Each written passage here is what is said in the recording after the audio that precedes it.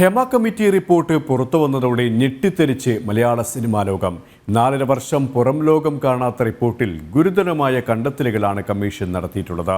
ഈ വിഷയത്തിൽ കൃത്യമായ നടപടി സ്വീകരിക്കണമെന്ന് സിനിമാ പ്രവർത്തകർ പറയുമ്പോഴും സർക്കാരിൻ്റെ തുടർ നീക്കങ്ങൾ നിർണായകമാണ്.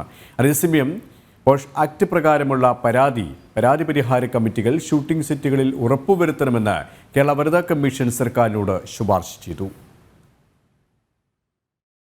4 വർഷത്തെ കാത്തിരിപ്പിനൊടുവിൽ ജസ്റ്റിസ് ഹേമ കമ്മീഷൻ റിപ്പോർട്ട് ഇന്നലെയാണ് പുറത്തു വന്നത്.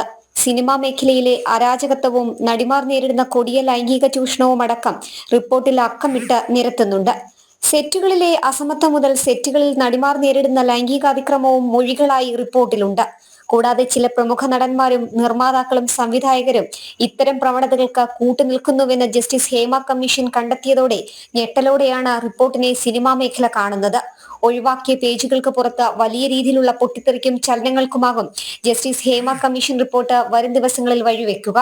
പലരും റിപ്പോർട്ട് വിശദമായി പഠിച്ച ശേഷം പ്രതികരിക്കാമെന്നാണ് വ്യക്തമാക്കിയിട്ടുള്ളത്.